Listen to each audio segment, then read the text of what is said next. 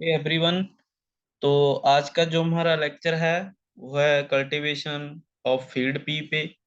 Field pea के बारे में हम लोग आज पढ़ने जा रहे हैं। ओके, तो चलिए स्टार्ट करते हैं। कंटेंट्स में देख लेते हैं पहले क्या क्या पॉइंट्स जो हैं जो आज हम लोग डिस्कस करने जा रहे हैं फील्ड पी के अंडर। इंट्रोडक्शन देखेंगे फील्ड पी की। उसके बाद इकोनॉमिक यूज क्या क्या है इस क्रॉप के। कंपोजिशन मींस कौन कौन से न्यूट्रिएंट्स हैं, प्रोटीन कितने परसेंट है।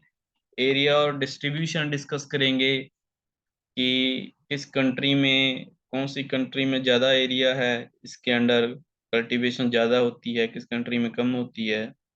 एग्रोनॉमिक प्रैक्टिसेस जिसमें कि हम लोग सॉइल मैनेजमेंट देखेंगे, क्लाइमेटिक कंडीशंस देखेंगे, कैसी कंडीशंस के अंडर कौन सी सॉइल पे हम इस क्रॉप को ग्रो कर सकते हैं। और लास्ट में हार्वेस्टिंग और यील्ड की हार्वेस्टिंग कैसे की जाती है, और जो हमारी यील्ड जैसे कि हम हर लेक्चर में डिस्कस करते हैं कि एवरेज यील्ड जो है इस क्रॉप की कितनी होगी। तो इंट्रोडक्शन में सबसे पहले फील्ड पी जो हमारा आज का टॉपिक है, आज की जो क्रॉप है उसको लोकली हम किस नाम से जानते हैं? मटर। ओके, फैमिली कौन सी से बिलोंग करती है ये field crop? Field pea leguminosae family है, पल्स क्रॉप है बेसिकली एक। Okay, botanical name Pisum sativum है। और जो ओरिजिन है इसका कहाँ कंसीडर किया गया है?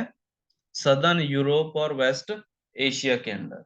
ओके, जैसा कि स्क्रीन पे आप देख सकते हो ये हमारी क्रॉप है field PP. Okay, economic uses of field P, कौन कौन से यूजेस हैं जो फील्ड पी के हैं? Green pods of peas are fried with salt and seeds are eaten. जो ग्रीन पॉड्स होते हैं उसको फ्राई किया जाता है सॉल्ट के साथ, और जो सीड्स होते हैं डायरेक्टली भी ऐसे कंज्यूम किए जाते हैं।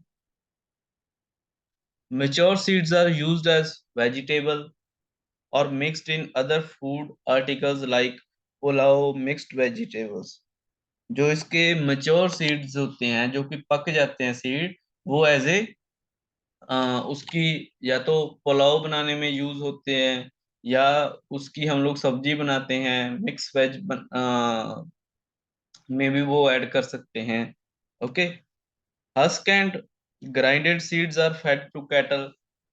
जो हमारे एनिमल्स हैं उनकी फीड बनाने के लिए भी जो इसके हस्क हैं, जो इकोनॉमिक पोर्शन से बाकी का जो पोर्शन है, बाकी की स्टेम जो है उसको उसमें यूज किया जाता है कैटल फीड बनाने में।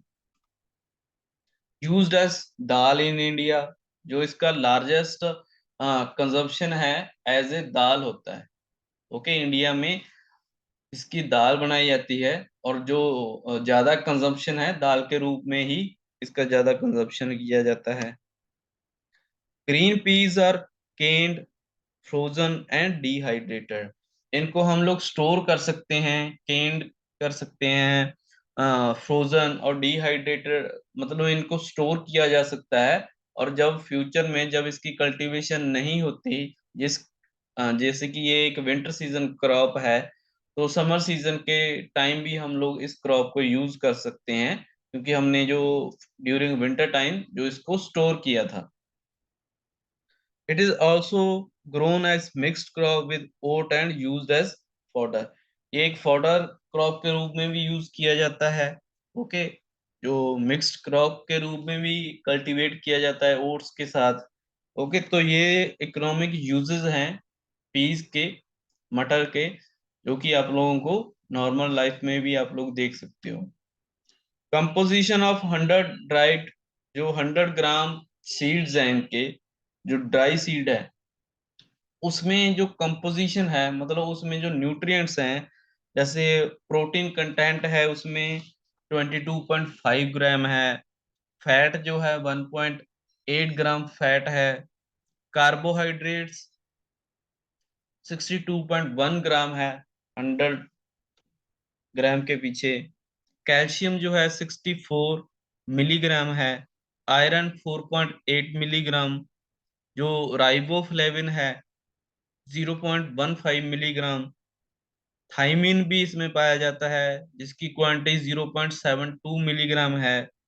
नियासिन 2.4 मिलीग्राम कंटेंट इसमें होता है। और जो मॉइस्चर कंटेंट है इसका वो 11 ग्राम है। तो पर 100 ग्राम के पीछे इतना जो हमें न्यूट्रिएंट्स इससे मिलते हैं। ओके। Area and distribution. जो area and distribution, pea growing countries are like China, India, Ethiopia and USA. Okay. इन कंट्रीज में ये कल्टीवेट किया जाता है इस क्रॉप को। Globally it is cultivated in 6.18 million hectare of area. जो एरिया है इसके अंडर ग्लोबली पूरी सभी कंट्रीज को मिलाकर वो है 6.1 million hectare with a production of 10.4 million ton. जो इसकी टोटल प्रोडक्शन है ग्लोबली, टोटल जो प्रोडक्शन है वो 10.4 मिलियन टन है। Okay. China ranks first in area and production of pea. Area भी चाइना में सबसे ज्यादा है, cultivated area under field pea crop. और प्रोडक्शन भी सबसे ज्यादा है बाकी कंट्रीज के comparative. In India UP ranks first in area production. जो एरिया है या जो प्रोडक्शन है, अगर स्टेट्स की बात करें इंडिया में तो यूपी में फर्स्ट है। UP, Madhya Pradesh and Bihar are the major pea producing states. ये तीन स्टेट्स हैं जहाँ पे जो एरिया है under cultivation of field pea crop is highest as compare to other states. In India, 0.76 million hectare area is cultivated with the production of 0.67 million ton। जो total production है वो 0.67 मिलियन टन है। कितने area से? 0.76 million hectare area से इतनी production आती है। Productivity in India is 866 KG per hectare. जो प्रोडक्टिविटी है मतलब पर यूनिट प्रोडक्शन जो है, मतलब एक यूनिट एरिया से कितनी प्रोडक्शन होती है एक हेक्टेयर एरिया से। एवरेज जो प्रोडक्शन है वो है हमारी 866 केजी। मतलब 1 hectare area is producing 866 KG of field P. जो पूरा इंडिया का एवरेज है। क्लासिफिकेशन और वी कैन से जो टाइप्स। ओके। तो ये बेसिकली टू टाइप्स की होती है। Two types of peas are generally cultivated all over the globe. First जो है गार्डन पी, पिसम सटाइवम जो है अ, इसका बोटेनिकल नेम, और वैरायटी जो है हॉर्टेंस। सेकंड जो टाइप है वो है फील्ड पी। इसमें वैरायटीज जो यूज की जाती है वो अरवेंस है। ओके। इनमें डिफरेंस क्या क्या डिफरेंस इसमें होता है? जो गार्डन पी है या उसको टेबल पी भी बोला जाता है, वो फील्ड पी से कैसे अलग होता है? ओके। जो गार्डन पी है, young green seeds are mostly used in vegetable and for canning. जो यंग ग्रीन सीड्स होते हैं उसके, वो जो मोस्टली यूज किए जाते हैं वेजिटेबल के रूप में। ओके। दूसरी ओर जो फीड पी है, mature seeds are used as pulse. तो हम इसमें ये वाली क्रॉप को as a pulse crop use कर रहे हैं, इसलिए हम फील्ड पी के बारे में पढ़ रहे हैं ना, गार्डन पी के बारे में नहीं। लेकिन इसकी सिमिलरिटीज होती हैं इसलिए इनको डिफरेंशिएट करना बहुत जरूरी है। तो फील्ड पी जो है उसको हम as a pulse crop use करते हैं, लेकिन जो गार्डन पी है उसको हम as a vegetable crop grow करते हैं। ओके, वेजिटेबल मतलब मेच्योर, उसको मेच्योर होने से पहले ही हम लोग यूज कर लेते हैं। जो गार्डन पीज होते हैं, seeds are bold and wrinkled. Garden pea में जो सीड्स होते हैं वो ज्यादा बोल्ड होते हैं और रिंकल्ड होते हैं, मतलब उसके ऊपर धब्बे बने होते हैं। लेकिन as compare to field pea, seeds are round and little angular. जो फील्ड पी के अंदर जो सीड्स हैं हमारे, वो बिल्कुल राउंड होते हैं। गार्डन पी में जो फ्लावर्स का कलर होता है वो मोस्टली वाइट होता है, वाइट कलर फ्लावर्स आते हैं गार्डन पी में। लेकिन जो फील्ड पी है उसमें जो फ्लावर्स का कलर है वो एक से ज्यादा डिफरेंट कलर्स उसमें होते हैं, मतलब किसी एक कलर का नहीं होता, एक से ज्यादा कलर्स उसमें पाए जाते हैं। गार्डन पी में सीड्स आर येलोइश, व्हाइटिश और ग्रीन। जो गार्डन पी है उसमें सीड्स जो होते हैं वो येलोइश हो सकते हैं, या थोड़े से व्हाइटिश भी होते हैं, और ग्रीन कलर के सीड होते हैं। लेकिन जो फील्ड पी है, seeds are greyish green, grey colour होता है थोड़ा सा ग्रीन कलर में, ग्रेइश ब्राउन या ग्रेइश येलो, मतलब ग्रे कलर हर एक कलर के साथ मिक्स होता है। ग्रीन कलर के साथ भी मिक्स मिक्स होगा, ब्राउन कलर के साथ भी, और येलो कलर के साथ भी। तो इस तरीके से हम लोग दो फील्ड पी और गार्डन पी में डिफरेंशिएट जो है उनको कर सकते हैं। क्लाइमेटिक रिक्वायरमेंट, कैसा क्लाइमेट चाहिए? तो ये एक विंटर सीजन क्रॉप है। ऑब्वियसली जो कंडीशंस हैं इसको, कूल टेम्परेचर रेंज चाहिए होगी, कम टेम्परेचर रेंज चाहिए। Okay, peas a cool and dry season crop. जो कंडीशंस हैं वो कूल होनी चाहिए और ड्राई कंडीशंस होनी चाहिए इसकी ग्रोथ के लिए। For germination about 22 degree Celsius temperature is considered favourable. अगर टेम्परेचर रेंज हमारी 22 डिग्री सेल्सियस है तो ये सबसे अच्छी और ऑप्टिमम टेम्परेचर रेंज जो कंसीडर की जाती है ग्रोथ के लिए। High temperature are more injurious to pea crop than frost. अगर टेम्परेचर रेंज ज्यादा है, अगर टेम्परेचर रेंज कम है तो उससे जो हमारी क्रॉप है, फील्ड की क्रॉप है, उसको उसको इफेक्ट पड़ेगा, उस पे इफेक्ट करेगी लेकिन कम करेगी। लेकिन अगर टेम्परेचर रेंज ज्यादा है तो उसका इफेक्ट जो है हमारी क्रॉप पे वो ज्यादा होता है। ओके, तो अगर नॉर्मल से टेम्परेचर रेंज कम हो रहा है तो उसका इतना इफेक्ट नहीं होगा, या जो फ्रस्ट कंडीशंस हैं उसका इतना इफेक्ट नहीं, बैड इफेक्ट जो है क्रॉप पे नहीं होगा, जितना कि अगर टेम्परेचर रेंज ज्यादा हो रही है। Optimum monthly temperature suitable for growth is 13 to 18 degree Celsius. जो मंथली टेम्परेचर है जो ग्रोथ के लिए सबसे अच्छा टेम्परेचर है। ओके, सोइंग के कुछ टाइम बाद जो टेम्परेचर रेंज है वो कितनी होनी चाहिए? 13 से लेके 18 डिग्री सेल्सियस तक अगर टेम्परेचर रेंज है तो उसमें जो ग्रोथ है प्लांट की वो सबसे अच्छी होती है। Next, soil requirements. कौन कौन सी सॉइल में हम लोग इस क्रॉप को ग्रो कर सकते हैं? Pea crop can be grown in medium to heavy soil. जो मीडियम से लेके लाइट सॉइल में इसको ग्रो करना थोड़ा सा हार्ड होता है, इसलिए जो मीडियम या हैवी सॉइल है उसमें इस क्रॉप को अच्छे से ग्रो किया जा सकता है। It grows best in well drained loose heavy soil, जिसकी ड्रेनेज कैपेसिटी, ड्रेनेज जिसमें अच्छा हो, ड्रेनेज कंडीशन जो है वो अच्छी हो, और लूज हैवी सॉइल अगर है तो उसमें इसकी ग्रोथ जो है वो अच्छी होती है। उसमें ये ज्यादा ग्रो करता है।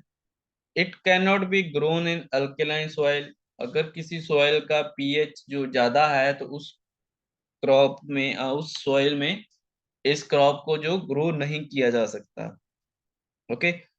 ऑप्टिमम जो पीएच है वो 6.5 टू 7.5 है, मतलब नॉर्मल जो न्यूट्रल पीएच सॉइल है अगर हमारी, तो वो सॉइल जो है इसके लिए बेस्ट होती है। ओके। जो पीएच लेवल है वो 6.5 से कम नहीं होना चाहिए और 7.5 जो है उससे ज्यादा नहीं होना चाहिए। Highly sensitive to water logging conditions, तो इसलिए जो ड्रेनेज की फैसिलिटी है वो अच्छी होनी चाहिए सोयल में, क्योंकि जो क्रॉप है वो हाईली सेंसिटिव है water logging conditions. Water logging lodging जो कंडीशंस होती हैं वो कौन सी कंडीशंस होती हैं, जब वाटर जो है कंटिन्यूसली वहां पे खड़ा रहता है। अगर हमारा जो वाटर कंडीशंस हैं, वाटर लॉगिंग कंडीशंस लंबे समय के लिए रहती हैं किसी भी एरिया में, तो उस एरिया में हम जो फील्ड पी क्रॉप है उसको ग्रो नहीं कर सकते, क्योंकि the crop is very sensitive for water logging conditions. Next is the varieties of field P. कौन कौन सी वैरायटीज जो फेमस वैरायटीज हैं, जैसे जेपी 885 है, शिखा है, अलंकर है, उत्तरा है। Okay.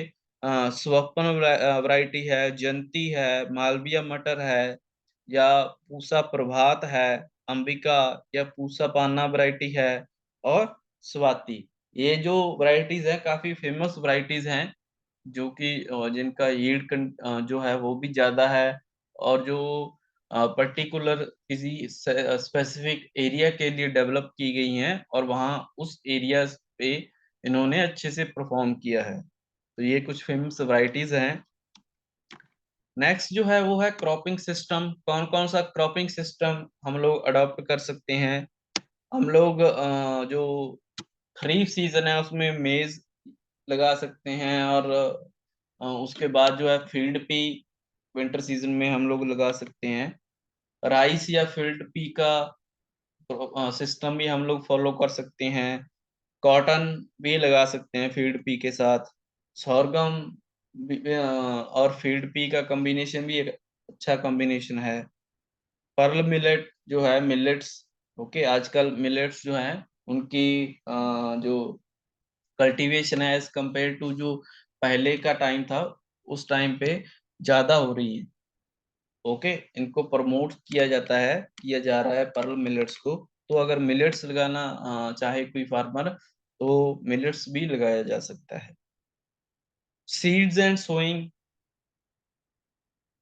Second fortnight of October is the optimum time for sowing of field peas in North India। जो इन नॉर्थ इंडिया की अगर बात करें, तो जो सेकंड फोर्टनाइट ऑफ अक्टूबर है वो सबसे अच्छा टाइम है फील्ड पी को की सोइंग के लिए। सेकंड फोर्टनाइट मींस जो 1 मंथ में जो बाद के 15 डेज हैं उसको हम लोग सेकंड फोर्टनाइट बोलते हैं। जो फर्स्ट 15 डेज हैं उसको क्या बोलते हैं, फर्स्ट फोर्टनाइट। ओके। तो जो सेकंड 15 डेज हैं मींस 15 अक्टूबर से लेके उसके बाद जो है उसको हम बोलते हैं सेकंड फोर्टनाइट। ओके। तो 15 अक्टूबर से लेके एंड ऑफ अक्टूबर तक कभी भी हम लोग इसकी सोइंग कर रहे हैं अगर नॉर्थ इंडिया में, तो वो उसके लिए एक सुटेबल, एक ऑप्टिमम क्लाइमेटिक कंडीशंस है, जिसमें कि जो क्रॉप है वो अच्छे से इस्टेब्लिश हो सकती है, जर्मिनेशन परसेंटेज जो है तब ज्यादा होते हैं। Okay. First fortnight of November is the optimum time for sowing of field peas in north India. अगर गार्डन पी है, ओके, अगर गार्डन पी लगा रहे हैं फील्ड पी के लिए, last fortnight, second fortnight of October best sowing time है। अगर गार्डन पी लगा रहे हैं हम लोग, तो first fortnight of November means November के पहले 15 दिन सबसे अच्छा सोइंग टाइम है।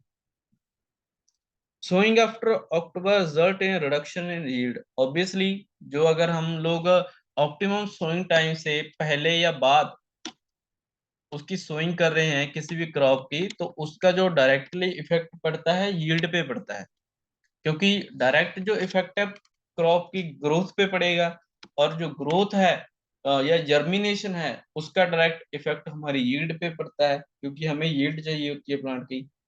तो जो अर्ली सोइंग है या लेट सोइंग है उसका जो डायरेक्ट इफेक्ट पड़ता है वो यील्ड पे पड़ता है। यील्ड क्या होती है, उससे कम हो जाती है।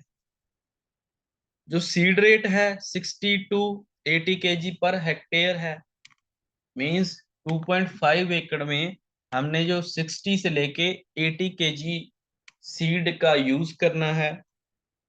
स्पेसिंग इसमें 30 into 10 सेंटीमीटर होती है।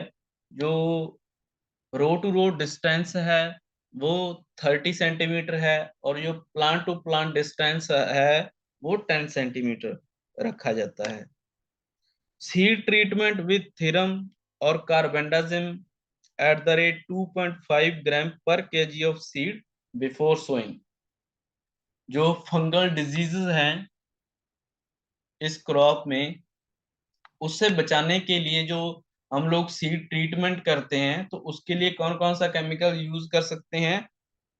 थीरम का यूज किया जा सकता है, या कार्बेंडाजिम यूज कर सकते हैं eight the rate 2.5 gram per KG. 1 kg में 2.5 ग्राम केमिकल का यूज किया जा सकता है 1 kg सीड को ट्रीट करने के लिए। Okay. Inoculation of seed with rhizobium should be after 7 days after chemical fertiliser. अगर हमने इनेकुलेशन करना है राइजोबियम के साथ, राइजोबियम एक क्या है, राइजोबियम में एक बायो फर्टिलाइजर होता है। ओके। बायो फर्टिलाइजर का यूज क्यों करते हैं? क्योंकि ये एक पल्स क्रॉप है। ओके, आप लोगों को पता है, मैंने स्टार्टिंग में भी बताया था। तो ये जो है एक पल्स क्रॉप है। पल्स क्रॉप की स्पेशलिटी ये होती है कि वो नाइट्रोजन फिक्स करती है एटमॉस्फेयर से। ओके। तो वो नाइट्रोजन जो फिक्स करने की उसकी कैपेसिटी है, तो उसको हम लोग इंक्रीज कैसे कर सकते हैं? उस कैपेसिटी को इंक्रीज तब किया जा सकता है जब हम लोग उसको बायो फर्टिलाइजर से ट्रीट करते हैं। ओके। तो कौन सा बायो फर्टिलाइजर? ये टू टाइप्स के होते हैं, एक सिम्बायोटिक, एक एसिम्बायोटिक। ओके। तो कौन सा फर्टिलाइजर, बायो फर्टिलाइजर हमने चूज करना है वो डिपेंड करता है क्रॉप पे। तो जो जिस फर्टिलाइजर से अजोटोबैक्टर यूज करना है या राइजोबियम यूज करना है, तो कौन सा हमने यूज करना है वो डिपेंड करता है कौन सी क्रॉप। अगर वीट क्रॉप है तो डेफिनेटली हमने जो अजोटोबैक्टर जो उससे ट्रीट करना था। लेकिन अगर कोई पल्स क्रॉप है, ओके, तो उसके लिए जो बायो फर्टिलाइजर हमने चूज करना है वो जैसे कि राइजोबियम। राइजोबियम क्या करता है कि इसके रूट नोड्यूल्स पे जो एक्टिविटी होती है बैक्टीरिया की, जो नाइट्रोजन फिक्स करता है, वो ज्यादा हो जाती है, इंक्रीज हो जाती है, जिससे जो अमाउंट है नाइट्रोजन की वो ज्यादा फिक्स हो जाती की जाती है, और ज्यादा अमाउंट जो है नाइट्रोजन की वो सप्लाई की जाती है प्लांट को। ओके। तो 7 जो 7 दिन के बाद ही क्यों ट्रीट करना चाहिए? क्योंकि जो हमने स्टार्टिंग में थेरम या कार्बेंडाजिम से ट्रीट किया था सीड को, तो उसके जो रेजिड्यू इफेक्ट्स हैं, जो उसका इफेक्ट है सीड पे, वो 7 दिन तक रहेगा। तो वो अपना काम अच्छे से कर सके। और बाद में इसलिए 7 दिन के बाद हम लोग ट्रीट करते हैं बायो फर्टिलाइजर्स को, ताकि जो हमारा फील्ड है उसमें जो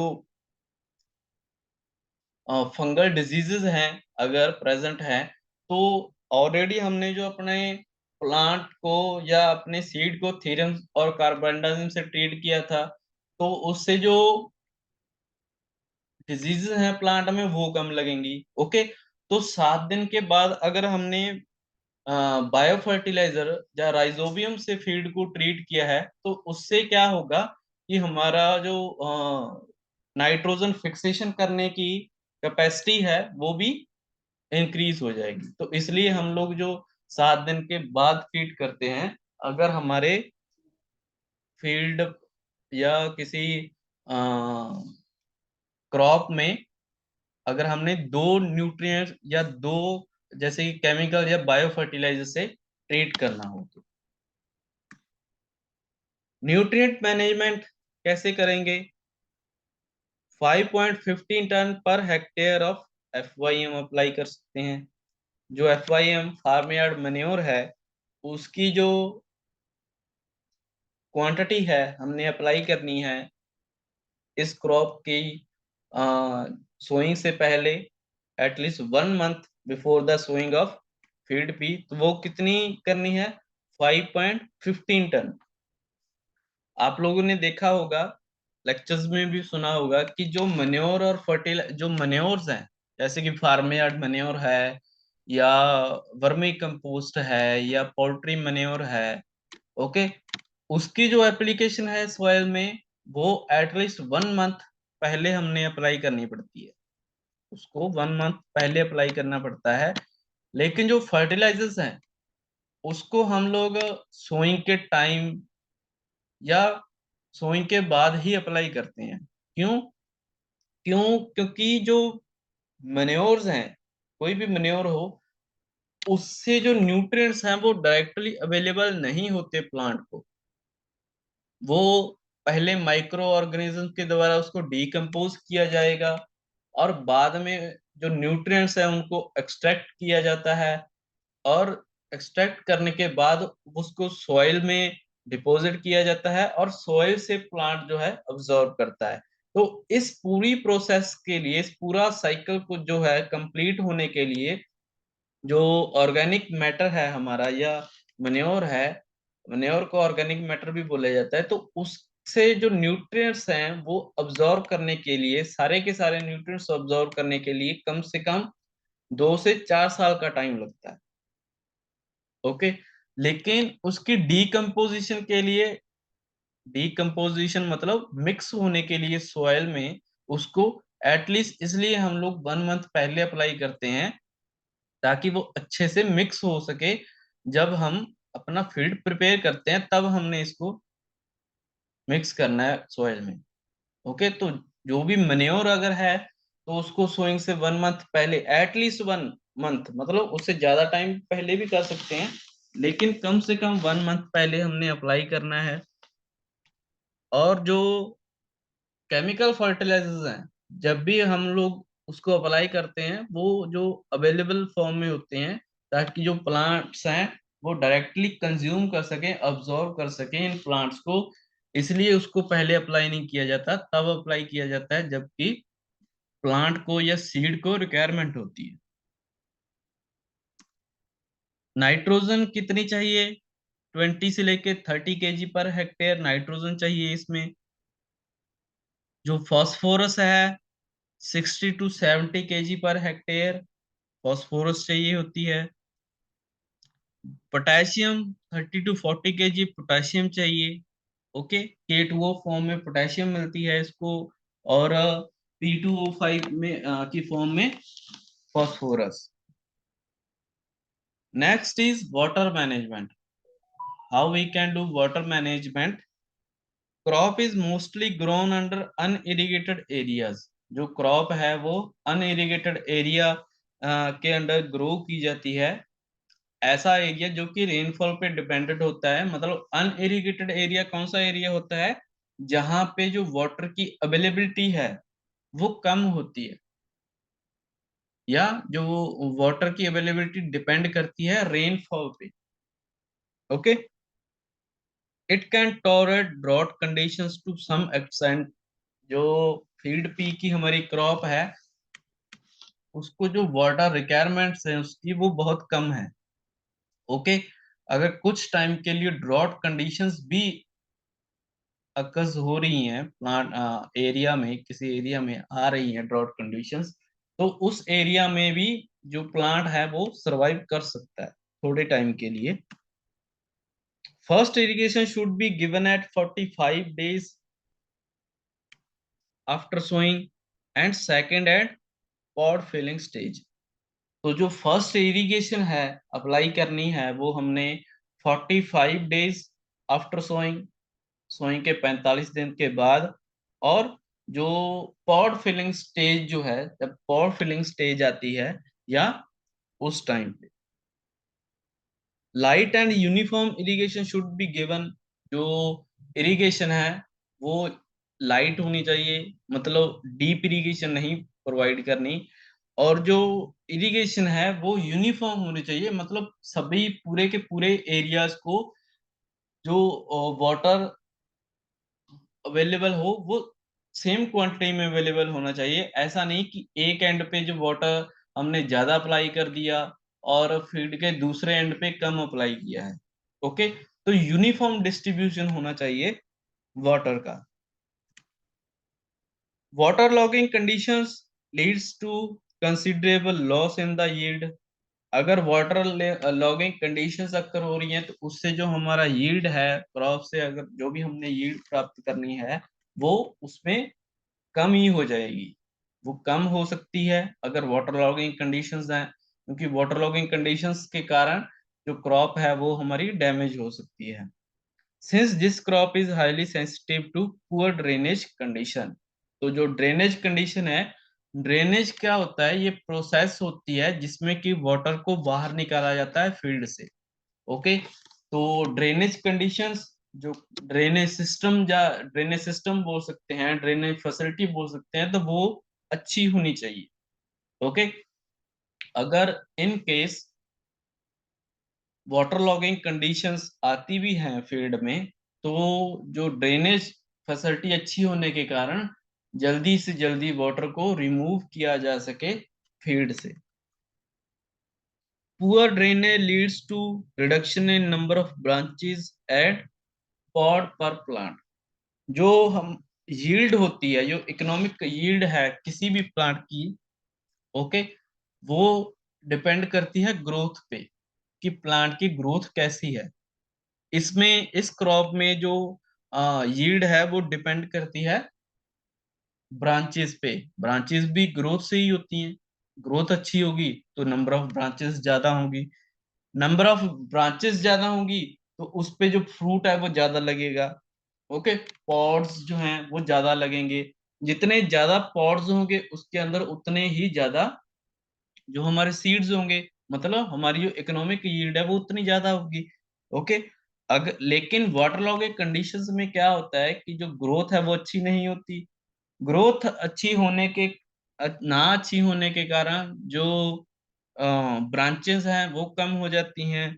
और जो पॉड्स होते हैं, एक प्लांट पर प्लांट पॉड्स जो हैं, अगर विदाउट वाटर लॉगिंग कंडीशंस पर प्लांट जो पॉड्स हैं वो नंबर ऑफ पॉड्स जो हैं वो 15 होने थे, लेकिन वाटर लॉगिंग के कंडीशन अब जो नंबर ऑफ पॉड्स हैं वो 10 है। मतलब जो 5 पॉड्स है ना उनका लॉस हो गया।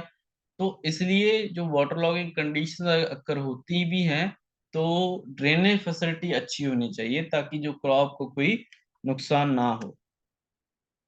Next is weed management. जो खरपतवार है उसको कैसे मैनेज कर सकते हैं। Critical period for weed competition is 35 to 50 days after sowing.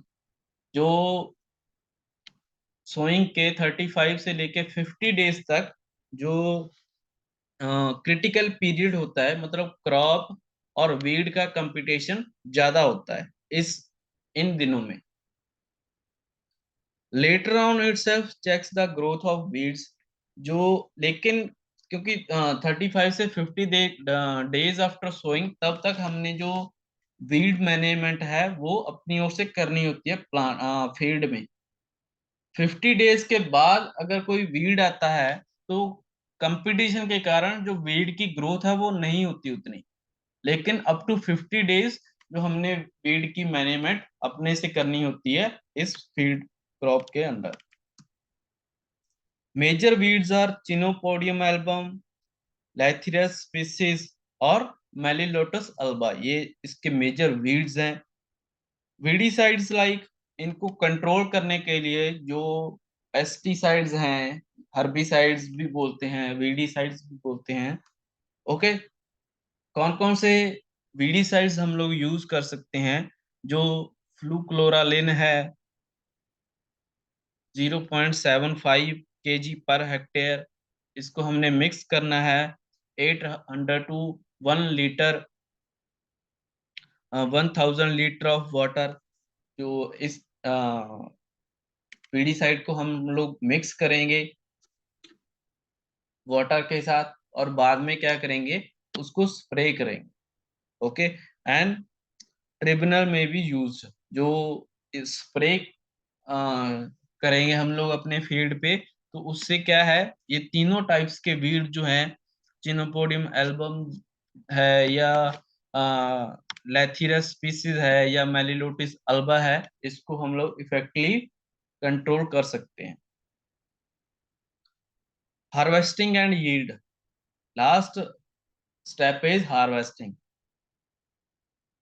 Pod becomes ready for harvest in about 100 to 120 days after sowing.